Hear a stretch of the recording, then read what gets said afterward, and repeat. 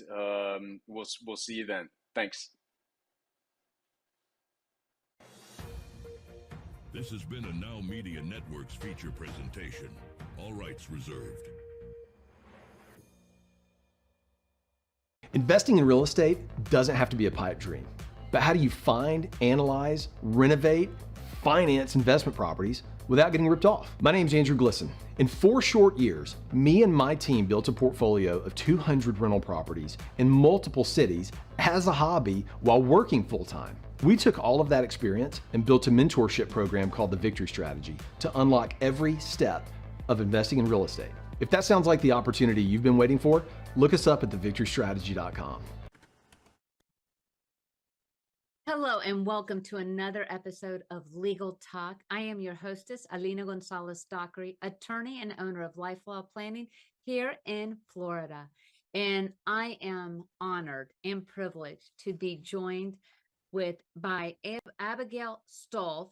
She is the owner, founder, and family law experienced lawyer for Jersey Coast Family Law. I love that we're getting the eastern coastlines aligned. And I hope you don't mind me calling you Abby. I prefer a little bit more informality. But Abby, I want to thank you so much for joining me, especially on a topic that is near and dear to my heart as well, being a family law attorney. But I would love for my viewers and your audience to get to know a little bit more about yourself. So I'm going to give you some space to introduce yourself. Hi, thank you so much. And thank you for having me. It was really great talking to you prior to the airing.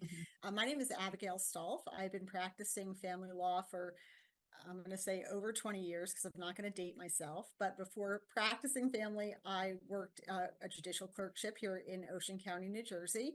And now I have a statewide practice where I focus on family law. And I'm really clear to say family law because I don't believe personally that family law is all negative.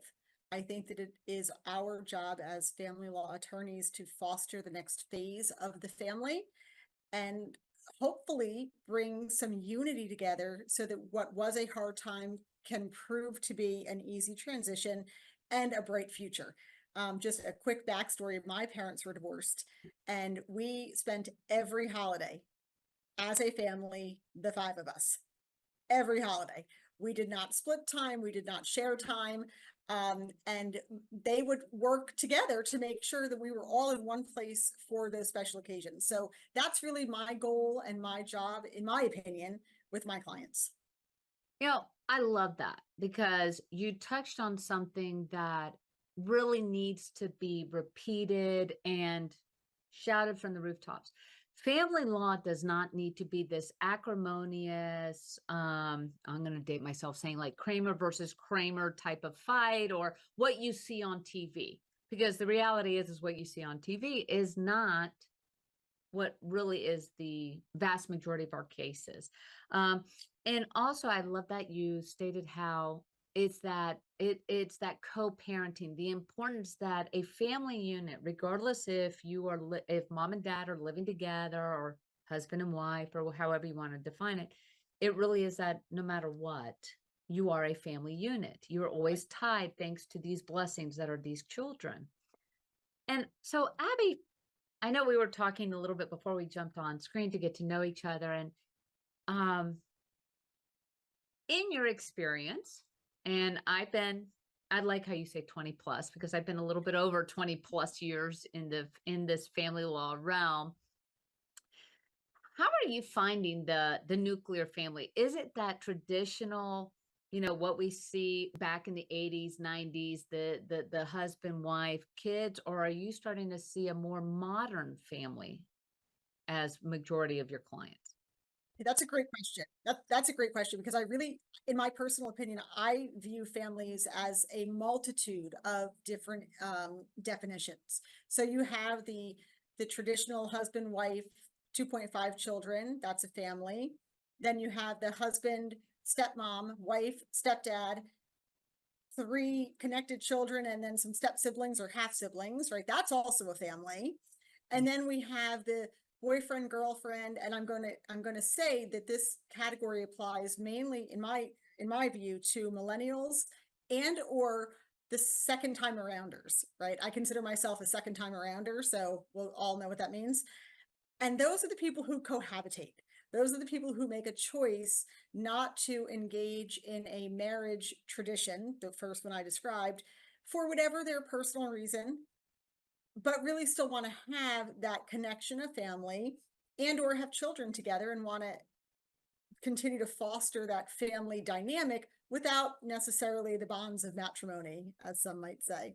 So I think that what is a family today is not as cookie cutter as we saw on, the Cleaver family. Now we're really pulling out some interesting shows. Well, I loved how you called that the second rounder, because I raised my hand when you were describing that, because I am divorced. I am cohabitating with my boyfriend. I have what I consider my stepson living with us. So it's always fun times. And I think that's really important for the audience to know that it's not about the cookie cutter family. Yes, there's always the uniqueness, and we actually not only celebrate the uniqueness of the families, but we want to foster what is in the best interest of all members of that family. And I know when I'm speaking with my family law clients, one of the first things I tell them is that no matter that the parents are no longer getting along as well as, in a perfect world we would like, they are all forever tied because of these children. And I can only speak to Florida. Like, Florida now has codified 50-50 time sharing, even though I'm in a district that has been doing it for some time. And I've been finding families are struggling or having challenge with that. And I'm just curious, because I'm always curious how other states go about it. What's going on in New Jersey with like time sharing? Because we don't use visitation anymore. It's about the family unit and the time. Right. So our statute has not changed. It's always really provided for equal access for the child to the parents. But our new set of rationale, judges, empirical data that is flowing into the court system is saying, we're going to try this 50-50 approach. And so we're seeing a lot of 50-50. What that means to a given family may be different. Here's where I think that where the struggles are in finding a 50-50 arrangement. We all have to remember that parenting time is time to parent. So where I think a lot of struggles come in is when the non-dominant parent, when the household was together, right? If you were the non-dominant parent and the other person always took the role of packing lunches and picking up from school and dropping off to school, etc., now that becomes your job if you're looking for 50-50. It's not, well, you can still do all those jobs, and I'm going to take every night from 6 to 8 p.m. or 6 to 6 the next morning. So there is some struggle with defining what 50-50 is. So I think when people assert a claim to 50-50, they have to understand that is time to parent. So you will be the person making lunches and driving kids. My daughter was a cheerleader. I don't even know how many hours. I ultimately put weights in my car because I figured the only time I could work out was while I was sitting outside of gymnastics or cheer, whatever. And I would be in the parking lot doing squats. So that is parenting, though. That's what parenting is. So I think that understanding what you're asking for is critical. And as lawyers, explaining to our clients what it means is a key function to our job. I always tell my clients, my job is not to assert your facts because you can do that without me. My job is to apply your facts to the law. So I need something that's going to make sense. And when you're talking about parenting time, it's really important that parents want to parent.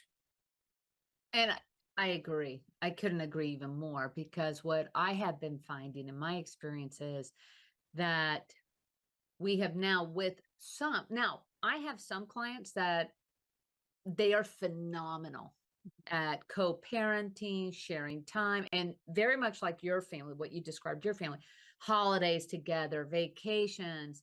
In fact, I have, and it's a good friend of mine, her current husband and former husband are best friends now. I mean, but that's the exception, not necessarily the rule. And that's where I find that we're now getting into a position, or the courts are in a position of micromanaging these families, like enforcing that 50-50 timeshare.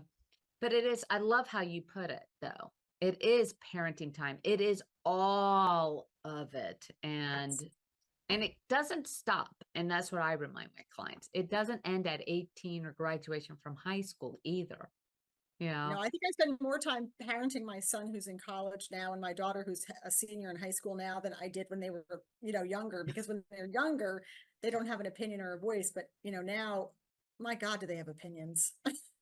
So, and they're not always good ones. My heart goes out to you. I put one through college, and that was, he meandered. Boy, did he meander, but he found his footing, then he meandered again. So it's always fun. But now, I'm not going to say his age because then, people will look at me going, what? But even now, it's funny because he'll give me the call and I'm like, oh, okay. But it doesn't stop. And that's the beauty of being a family too, because it goes beyond that high school graduation or 18. And, but it goes to the weddings, the college graduations and celebrations of grandchildren. Yes. And I think that's at least a goal always is of mine, is that having that and fostering that understanding among the parents that you guys, this is a forever deal. Well, it's about the kids. I don't care if the kids are in the 20s, if they're getting divorced, if you're getting divorced or separating and such. So I'm just curious, when you have let's just say, I'm going to, I guess maybe be a little bit stereotypical. Mom comes to you and says, I am no longer able. And this will be after, keep this in mind because we're going to take a quick commercial break. But when mom comes to you and says, it's not working out, we have to split up. And this was always traditionally, I stayed at home. I was taking care of the kids. I may have had a little job here or there. How do you counsel someone to prepare themselves for their next chapter? So I want to have you keeping that in mind. And we're going to take a quick commercial break and we're going to be right back with Abby. And I have to say, I'm already wanting to take notes. So I hope you all are all enjoying this. Tune right back in.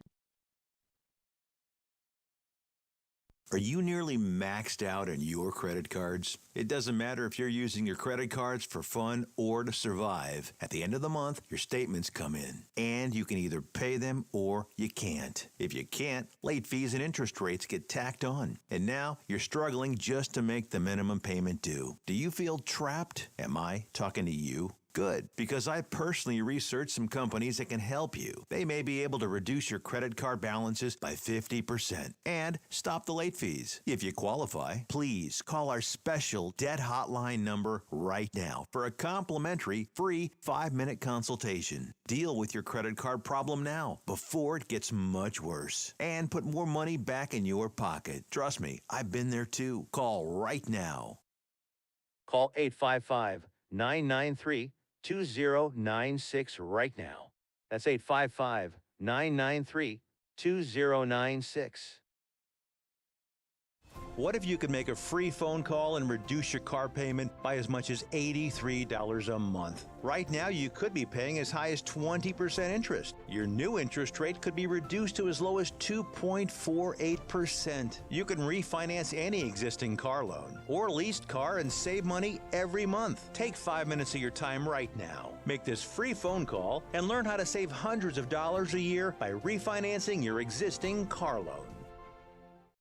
These are the top 3 questions I get from people about investing in real estate. How much money do I need to get to the next level? How do I find good properties to invest in?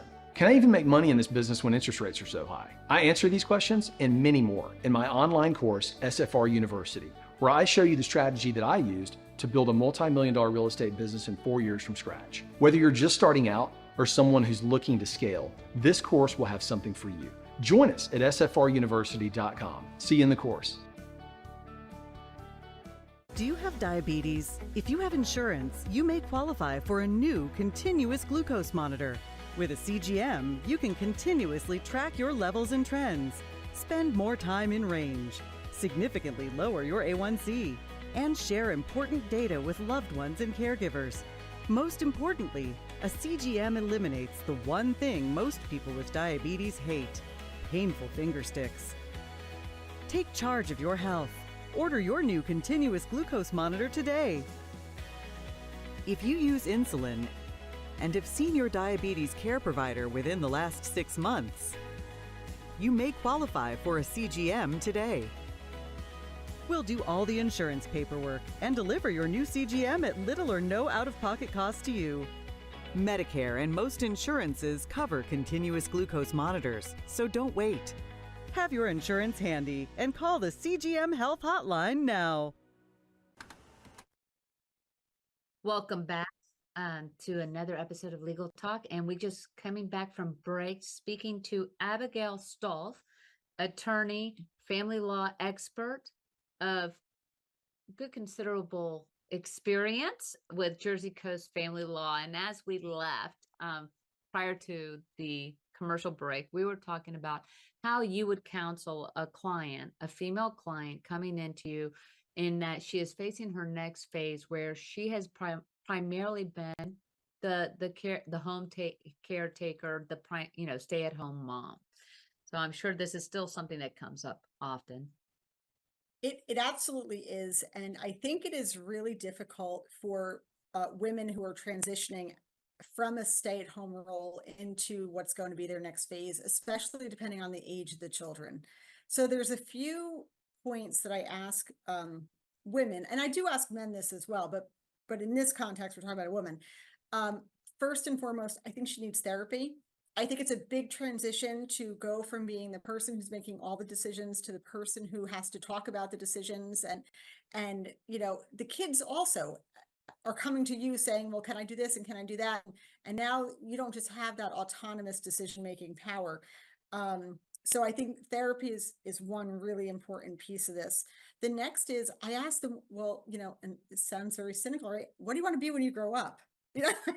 Now we are in a new phase. What do you want to do? Because now the world is your oyster. What is it? Do you want to go back to the career you had? Do you want to go into the location where maybe you got educated but never started a career? Or do you want to go a whole new path now that you've lived a little bit of life and you want to do something totally different? So I think that getting a person engaged in and excited about what's in front of them takes away the sting of what they're leaving behind. So I think when you can refocus the person, it also helps to refocus the family. And I do think children look to their parents, and I'm talking male and female children, look to their primary parent, in this case, mother, as a strong influencer in what they choose to do with their lives. So if we as practitioners foster this theory of all your loss and oh my gosh, and what are we going to do? We're now sending that to the next generation. And I really don't think that's our job. I think our job is to empower children. And the truth is, children are empowered by watching their family and watching their parents or whoever is their parental figure. And I love that. It is about the empowerment. It's an empowerment of the client, but also because the client is the foundation for that family. And thank you for bringing in, yes, talking about men, because we do have a lot of guys out there that are also going to be doing some transitions. And it is a new chapter. It is, what do you want to do with growing up? I'm still trying to figure out what I want to do with because every new chapter is it's a new opportunity. At least that's how I'd like to frame it. Yes, it's difficult not to get bogged down in the negative and how I'm hurt and what I'm going to do. But it's like, okay, let's work on this. Let's just brainstorm on what is it that you want to do. I love that you even put in how, like, what would, if they want to resurrect their career or even engage in a career after education and stuff, because that is an important self-reliance, and I think for self-esteem. And I'm curious because obviously, family law, we tend to think of, or, young children, time sharing, child support, but there's a lot of other issues that are involved in not just dealing with the co-parenting issue, but there is also the support, especially say older. I don't know if you saw this. There was an article about, and they're talking about I personally don't agree with this. The gray divorce, the Oh, older yes. couples that are getting divorced for whatever reason, 30 plus years of marriage, um, they're empty nesters, things like that. How do you counsel someone that is in a latter phase of family life? Let's put it that way, that come to you and say, this isn't working out. So when I do meet with someone who's at that next, at the latter stage, the children are grown, maybe their children are out of the house totally, or maybe they're in college and, 1 foot in, 1 foot out. I still approach it in a similar fashion, although the issue may not be so much what do you want your career to look like, but what do you want your life to look like? So if I'm meeting with someone who has never worked, and I'll use a family member as an example, she's a young 50, but she has never had a job. So suggesting to go back to school and get a 6-year degree and start at 56, like that's going to somehow make or break her life, that's really not right. With someone like her, I might say, well, you should go back to school if that's what you want to do, and you should find a career if that's what you want to do. But it can also be volunteering, because a lot of stay-at-home moms who went through the whole phase are big into volunteer work and that kind of community. So it's really about finding what's going to make them happy, because I would hate to get a person divorced, especially a gray divorce, so that I can leave someone sitting at home with no direction. That's not what I want to do. So I think it's important, whether it's, they love to travel, we'll do a travel club. I had one woman who, her child was really good with the computer, so she started to travel, and then she started to do a travel blog. Wow. Now, who would have thought? But that was her passion. So she went with it. So good for her. In speaking with you, there's one thought that keeps recurring is, not only are you advising them on the law, but you are also kind of coaching in a way, in like assisting them in going, hey, it's not about the here and it's not just the here and now or what happened in the past. We got to look forward. Where do you want to be in the future? So I like how you bring in that counseling aspect, because what many people may not realize is lawyers, yes, we're supposed to, be barracudas or tigresses or however you want to describe us, but we're really counselors first and foremost in assisting people in that next phase, whether it's family law or estate planning or business or what have you. Now, and I liked how you brought in the community aspect, because I know you are very involved in your community as well. And I think it's great for the viewers to know, and it humanizes us lawyers that we're not just these barracudas that you bring out when needed.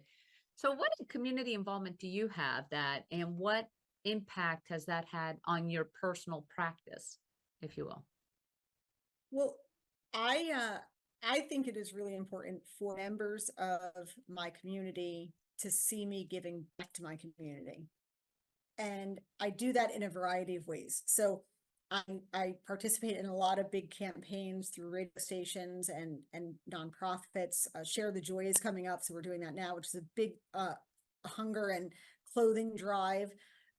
So I will literally go to the grocery store with 6 shopping carts and fill them up. I'm the person who's out there doing the grocery shopping, and bring it to the food truck. My passion, though, is the one that I do with the animal shelter.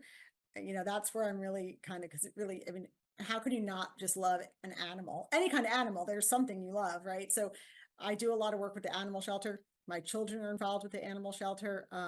So it's nice because it's really a family goal with that one. But we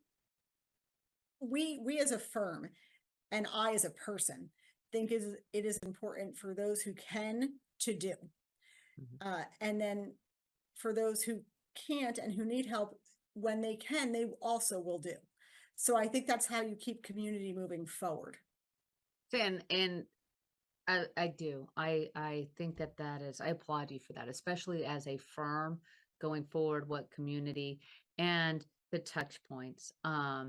Because what I have found in I've had an interesting path, even legally, but in my legal career, that and my community involvement has always advanced me, whether it's my personal career, but also it allowed me an extra dimension, if you will, because I was able to get involved with some great organizations. And, yes, animals are so adorable too. So and that's something actually. How do you deal with that little custody battle when it comes over to Fluffy or the dog that one is tough. I have had some cases where we have fought harder over the animals than we have over the children, and that is true. So I think it's easy if there's children, right? If both parents want also to have time with the animals with the children, it's the same transition piece point. If there's no children and the fur is the baby, right? This is our fur baby. And a lot of people, listen, I have 4 dogs, so I'm a big fur baby person. It becomes harder. You are doing a shared time arrangement of some sort. I do, in those cases, say to my clients, to the point we made before, we need to look forward 5 years. I always say to my clients, look forward 5 years. Where are we in 5 years?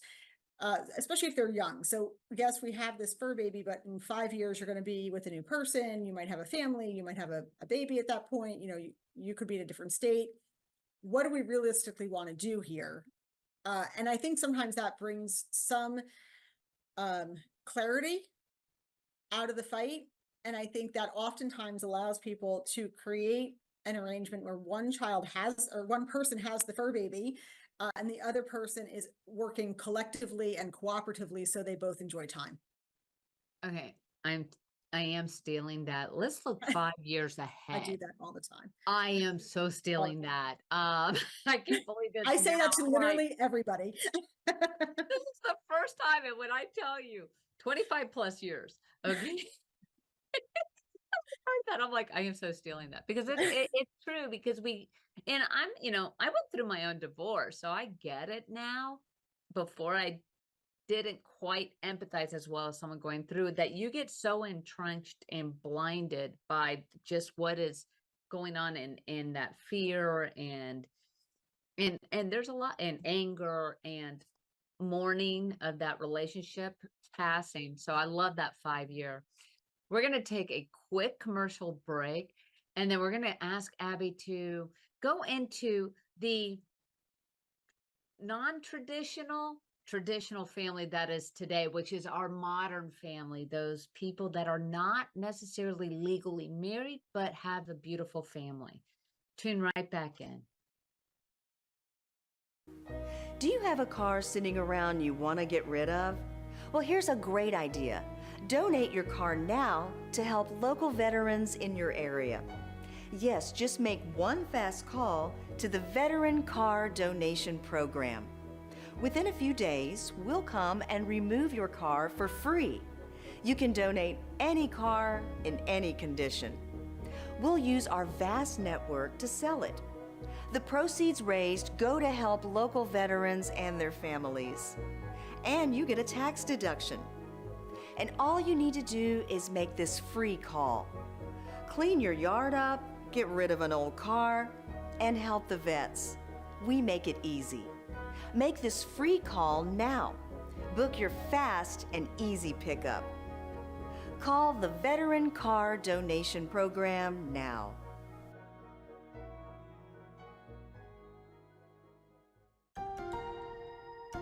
If you're on supplemental oxygen, heavy and awkward tanks can be a burden. Now, you can leave home and leave the tanks behind with Inogen, portable oxygen therapy that moves with you. With my Inogen, now I'm able to do the things that I've always loved. I just press the button here, and there's my oxygen. Inogen systems are so small and light, you're free to leave the house without the hassles of an oxygen tank. I could play golf again. I could go grocery shopping. I'm free again. With the Inogen, I can handle my own oxygen. I can carry my own oxygen. I go anywhere with this. Look how small it is.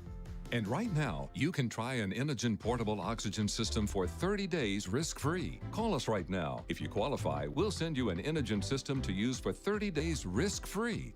Your insurance may even cover your new Inogen system. If you're on oxygen, you need to be using an Inogen. Call 800-367-1753. That's 800-367-1753.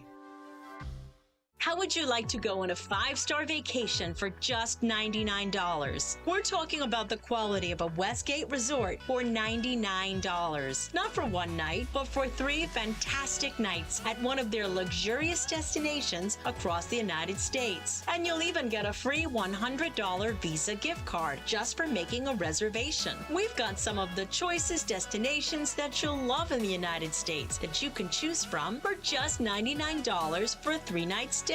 Take your family, take a special loved one, but get away. Go on vacation with Westgate Resorts. Call now to make a reservation for just $99, and you get a free $100 Visa gift card. Call Westgate right now and book your vacation. Here's the number. Call 877-930-3491. That's 877-930-3491. Again, 877-930-3491. Okay, welcome back to Legal Talk. I am speaking with Abigale Stolfe, or Abby as I've been calling her. And we've been having a great conversation about all things family law, because family law is not just divorces, it's not just the child support. It really is the next chapter, looking forward, dealing with what is the current situation, but really going forward. And one of the things that I have been finding, and we've been talking about a little bit, is that traditional husband, wife, 2.5 kids, white picket fence is not necessarily the norm nowadays. We have what I coin as the modern family, the family that is, say, like Goldie Hawn and Kurt Russell. They live together, have beautiful families, but never marry. How do you, when you have a couple, say you have a couple that comes to you and say, we're not getting married, we own a house together, we have children, we want to do investments and such. How do you counsel that modern couple or modern family in preparing themselves for any circumstances that may arise in the future? That's a great question, because that is definitely more prevalent now than we have seen, really in the last 20, 30 years, right? This is all kind of a new phase where we're going. So when I do talk to, whether it's a young couple or a second time arounder, what I like to talk about is, what is the expectation and what are the challenges? And what are the things that we need to hit that you two maybe have not been able to hit? So it's very simple to say, oh, we decided to buy a house together. That's great. How are we dealing with the deed? How are we dealing with the disproportionate down payment? How are we dealing with what happens if we need to sell the house? Who's deciding if we sell the house? Take it a little further. We have a lot of millennial couples now who want that traditional family, the trad wife trend, the stay-at-home trend, but they don't want to get married. Well, then they don't get alimony. So how are we dealing with the loss of career, the loss of income opportunity, growth and advancement, if you're staying at home? Because now in 20 years, 15 years, 10 years, you're not going to get alimony. And in many states, you're also not going to get palimony without a written agreement. So this would be the writing that would just say, well, if we're going to have children, what's the plan? And who's going to take on what responsibility? And if one of us loses our job, what's the plan? And who's going to take on what responsibility? Because for people like Goldie Hawn and Kurt Russell, there's plenty to go around. We all assume, right? That's our view, at least from the outside in. But in a millennial family who's just starting out at 28, 29, 30, 31, they're just starting out. So everything is light. The retirement account's light, savings account light.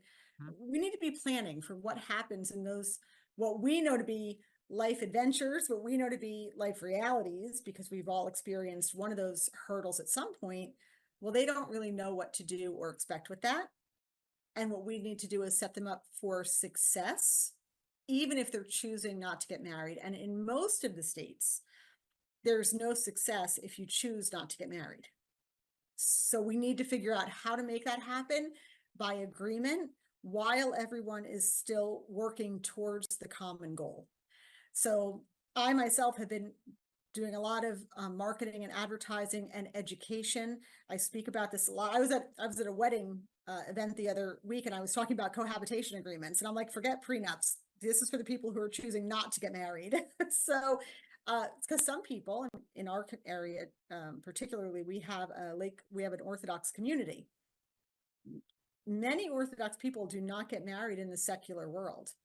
So the alimony laws don't apply, the equitable distribution laws don't apply, because it's a religious marriage only. So these are the realities, at least where I'm practicing, and I practice within the Orthodox community.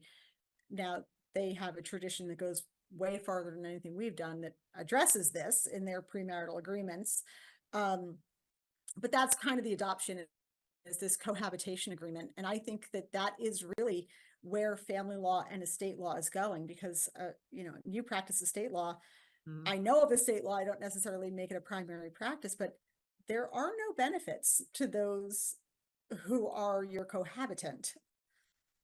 Oh no, trust me, I'm, divorced. I'm a second, I guess what you call a second termer, living with my boyfriend. And I actually raised this to him the other day because we discussed it, and he's a widower. So it's like that, always interesting too. For those of you a little probably too much personal information, but it's an interesting point in that I tell him, I have no protections whatsoever via the law. What am like, if something were to happen to you right now, your son can come in and say, hit the road, Jack, and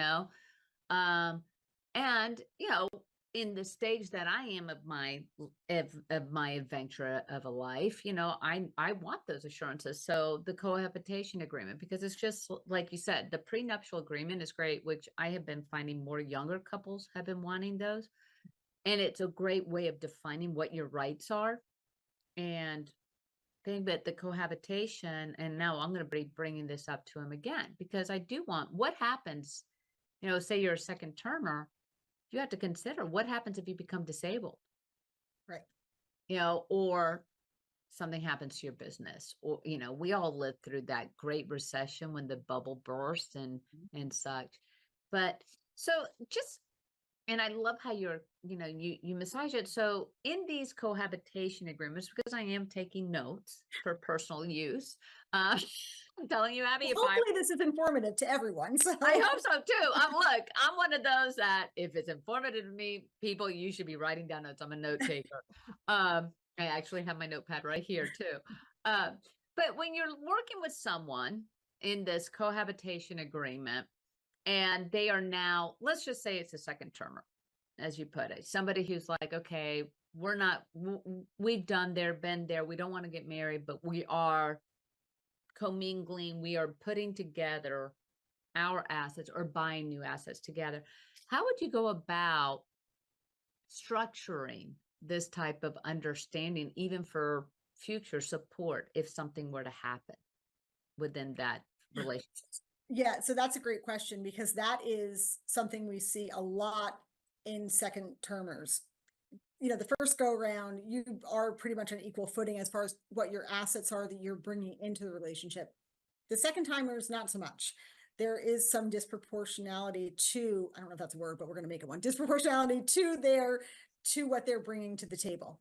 So what I like to do is I like to ask first, do we have children that are not in common that we still want to care for? Take what you've explained to your family. You may say, well, my stepson is basically, in my view, my son, and therefore anything I have, he's going to have. That makes it a little easier, right? Now we can say it doesn't matter who put what in, because you guys are really melding your whole pot, and that's a little bit easier.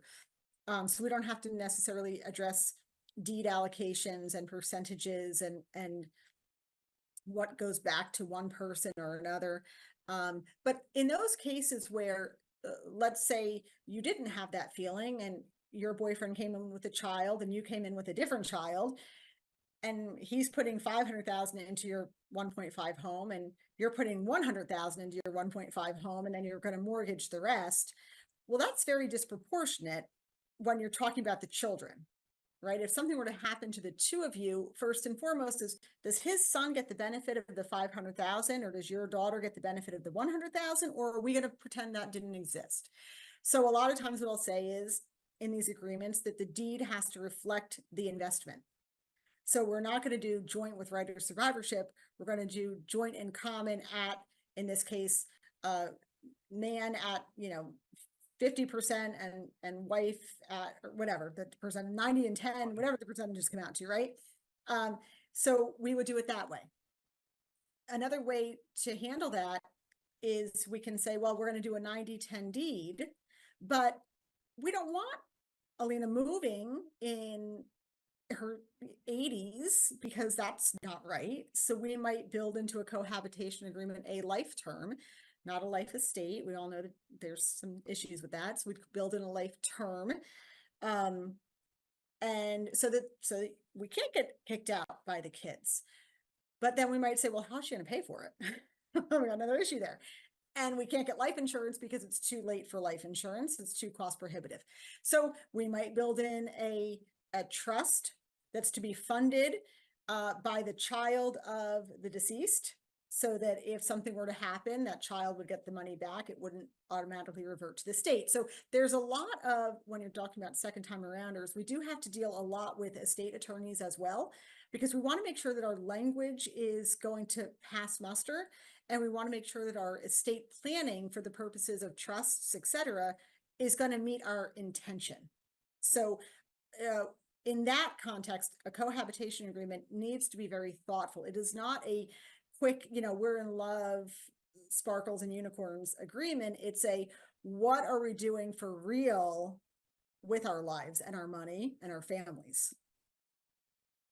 I'm sorry, I'm cracking up.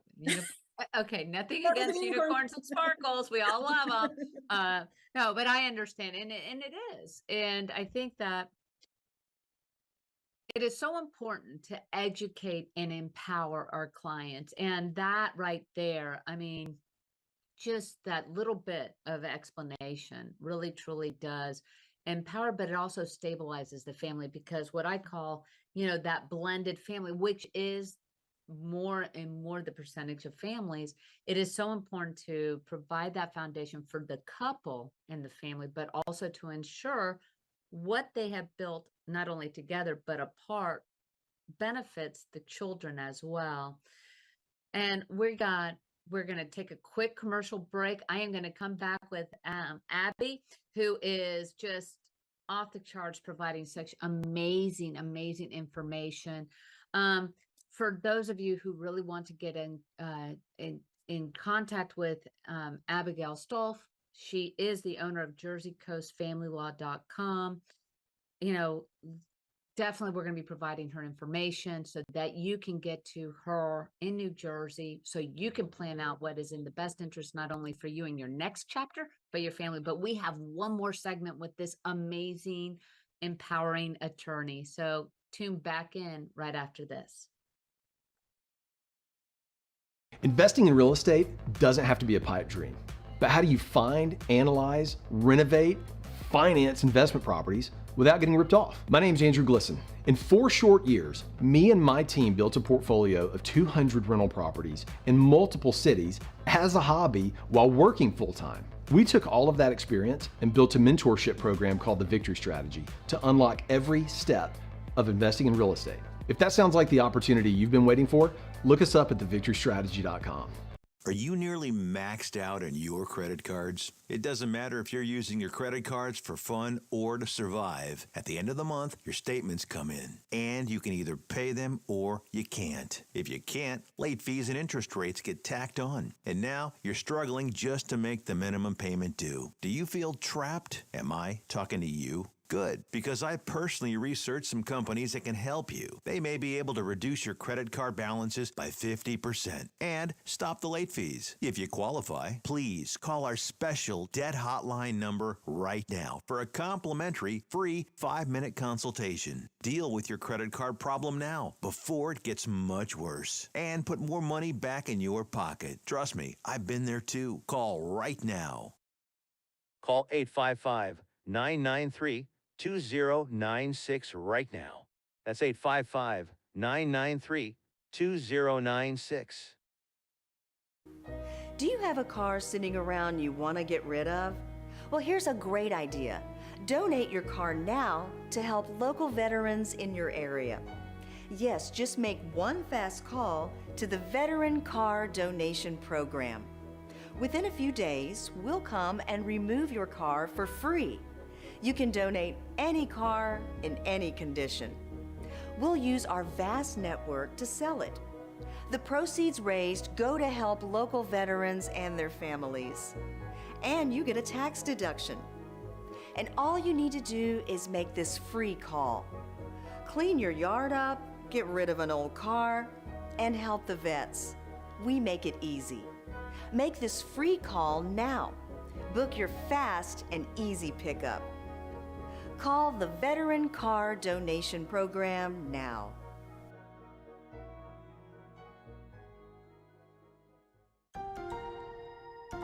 If you're on supplemental oxygen, heavy and awkward tanks can be a burden. Now you can leave home and leave the tanks behind with Inogen, portable oxygen therapy that moves with you. With my Inogen, now I'm able to do the things that I've always loved. I just press the button here, and there's my oxygen. Inogen systems are so small and light, you're free to leave the house without the hassles of an oxygen tank. I could play golf again. I could go grocery shopping. I'm free again.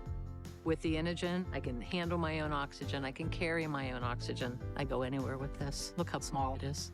And right now, you can try an Inogen portable oxygen system for 30 days risk-free. Call us right now. If you qualify, we'll send you an Inogen system to use for 30 days risk-free. Your insurance may even cover your new Inogen system. If you're on oxygen, you need to be using an Inogen. Call 800-367-1753. That's 800-367-1753.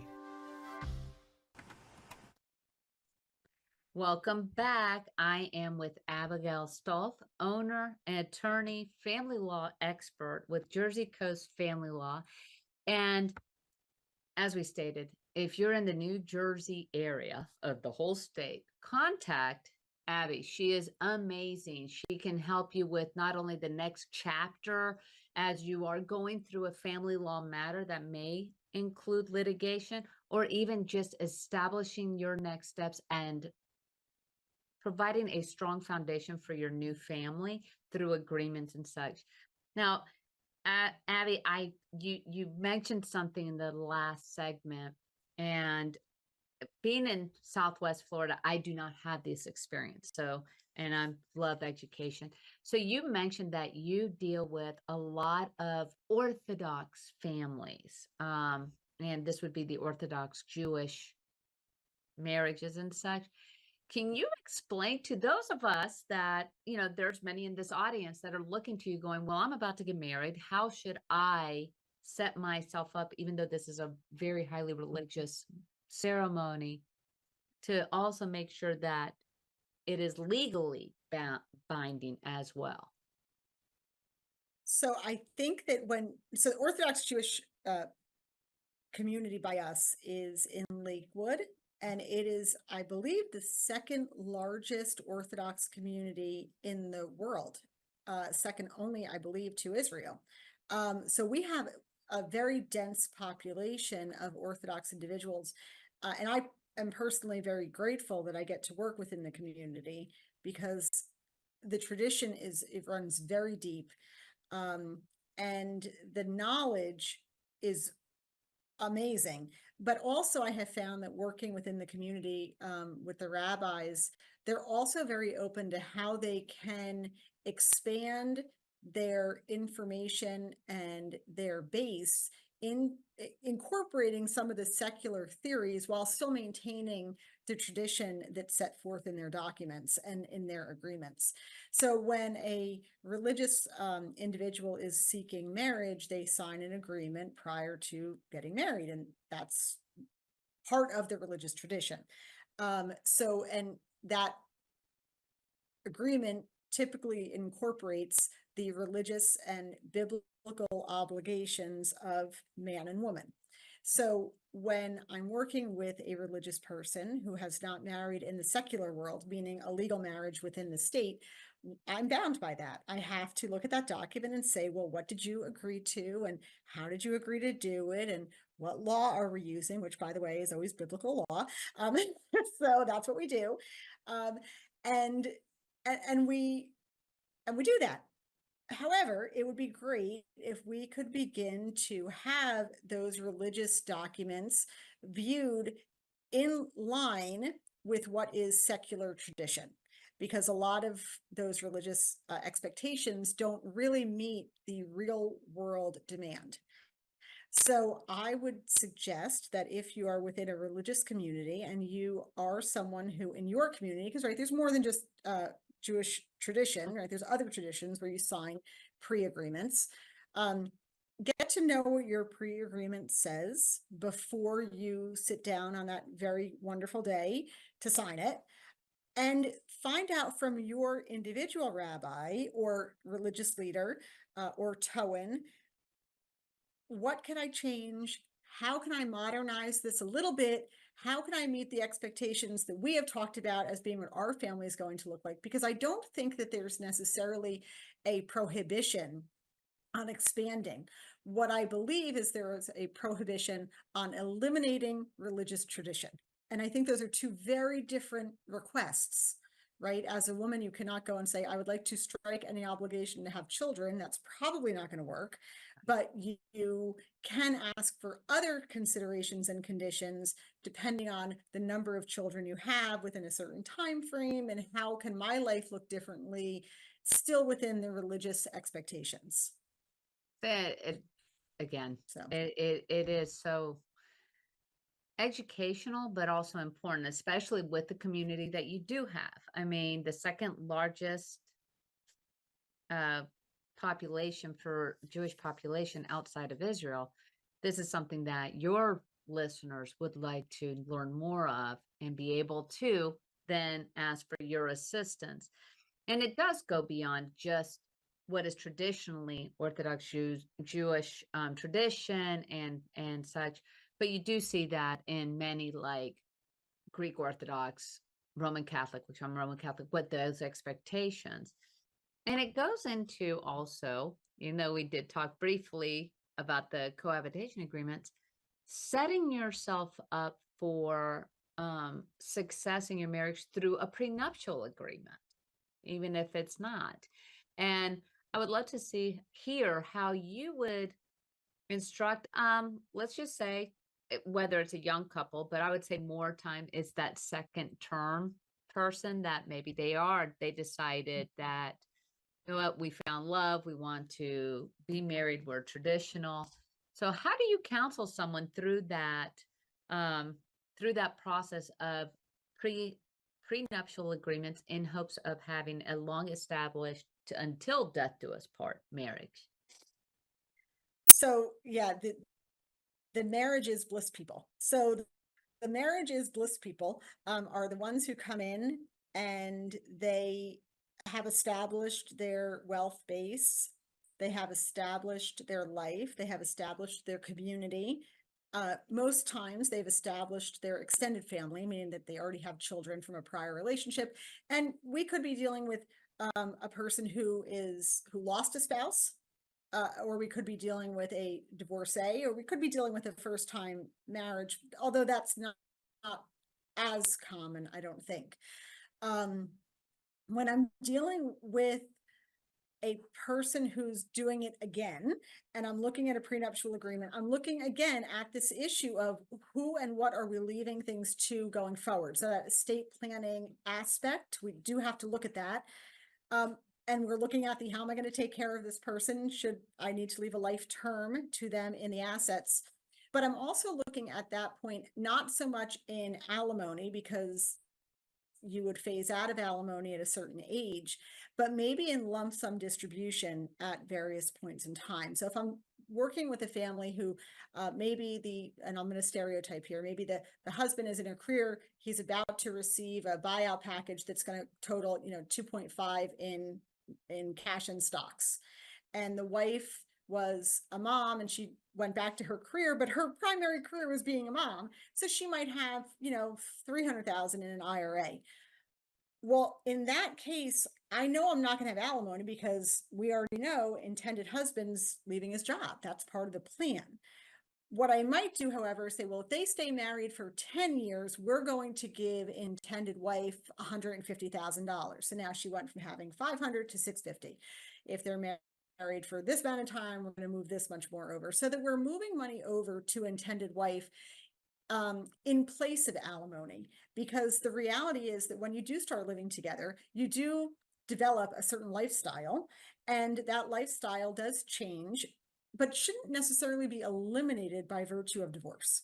So what I'm finding in the second time around agreements is alimony is not as much an issue as how are we going to maintain everyone going into their next phase and grandchildren and traveling to see grandchildren and all that stuff without an income stream that we can talk about in the future. And it is so important to discuss all these things, because some people get a little offended when you bring up prenup. You know, it seems that it's gotten that, oh, that you think we're planning for a divorce, but in fact, it's not. It really is just establishing just some boundaries and structure to the relationship going forward, and how things can be maintained if and when someone passes, or also what if the marriage does not last and it does have to be dissolved for whatever reason. Abby, you know, you have been amazing. You have provided us such deep, knowledgeable, educational information, and I am very, very impressed. And I want to make sure that our viewers know, especially those in New Jersey, how they can get a hold of you and what is the best mechanism. Is it by phone, website, what have you? So would you please share with us how would be best for a potential new client to get a hold of you? Thank you. And I did enjoy this conversation today. You can find me on my website, jerseycoastfamilylaw.com. It provides a lot of background about me. It provides a lot of mission statement and business plan, really what we intend this firm to look like. I tell everyone, look at the website. That's going to give you insight as to who I am and whether we're going to work well together or not. If you look at the website and you find that, yeah, this is someone who I definitely want to work with, you can call us at 732-361-4718. That's our number to direct line in and schedule an appointment so that we can sit down and you can talk to a team member and figure out how we can help you. And again, that number is 732-361-4718. Abby, thank you so much for being a guest on Legal Talk. It has been a true privilege to have this great conversation. To my viewers, I really hope that you were able to glean, even if you're not in New Jersey and you're elsewhere, glean some of this information, take it in on your own circumstances. As I'm sure Abby will tell you, going through a family law matter does not have to be a vitriolic, nasty fight, though sometimes it ends up being that way. But the most important thing is maintaining what is in the best interest for yourself, for your children, for your family going forward. I am Alina Gonzalez Dockery. I am your hostess, and I am thrilled that I am your new hostess for Legal Talk. And I look forward to seeing you back here on our next episode, where we will be engaging in more thoughtful conversations with other legal experts throughout the United States. Wishing you all a wonderful day. This has been a Now Media Networks feature presentation. All rights reserved.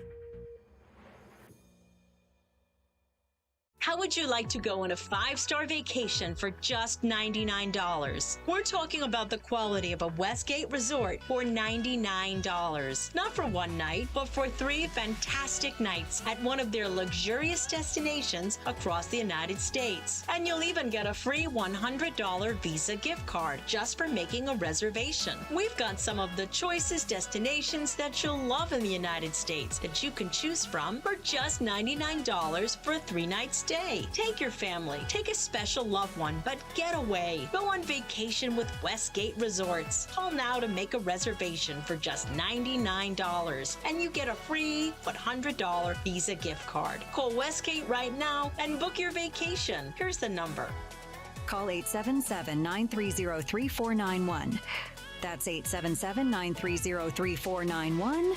Again, 877-930-3491.